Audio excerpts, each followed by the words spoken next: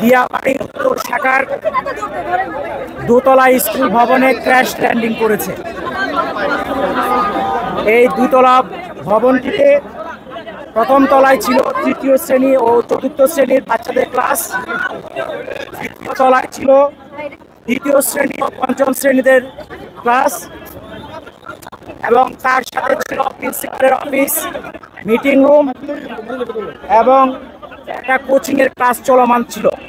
তবে ওই crash landing যখন হয় তখন স্কুল ছুটি হয়ে গিয়েছিল, এবং ওই সময় যে জায়গায় টিচার্স রুমের সাথে যে ল্যান্ডিংটা হয় আঘাত করে ওই জায়গায় বাচ্চা কাচ্চারা জড়ো হয়েছিল এবং তার কিছু অভিভাবকও ছিল। আমরা fire service and civil defence crash landing হয়েছে আনুমানিক 1টার দিকে, 1:08-এর মধ্যে আমরা খবর পাই এবং আমাদের 1:22-এর মধ্যে দ্রুত আমাদের এখানে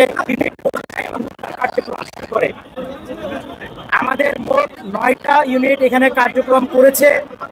বর্তমানে আগুন সম্পূর্ণ নির্বাপন অবস্থায় আছে এবং আমরা উদ্ধার কার্যক্রম চালাচ্ছি। উদ্ধার কার্যক্রম একটু আগে আপনারা দেখেছেন, ক্রেন নিয়ে যাওয়া হয়েছে এয়ারক্রাফটের পিছনের যে ফিউজিলাজ বলে ওই অংশটাকে টেনে বের করার জন্য।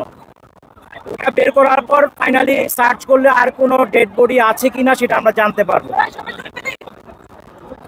এখন পর্যন্ত আমাদের 6টা অ্যাম্বুলেন্স ছাড়াও আশেপাশে অনেক অ্যাম্বুলেন্স ব্যবহৃত হয়েছে, বিশেষ করে সিএমএইচ, ঢাকা মেডিকেল কলেজ এবং বাংলাদেশ মেডিকেলেও অনেককে আহত অবস্থায় নিয়ে যাওয়া হয়েছে বিভিন্নভাবে।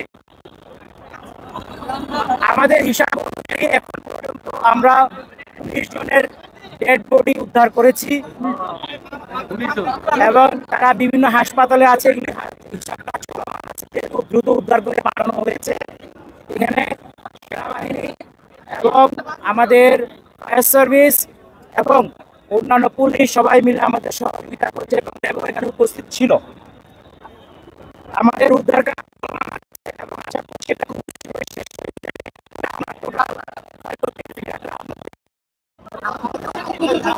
আহত আমাদের ধারণা অনুযায়ী আমরা টোটাল হিসাবটা এখন চলমান আছে, আনুমানিক এটা 50-এর উপরে হবে।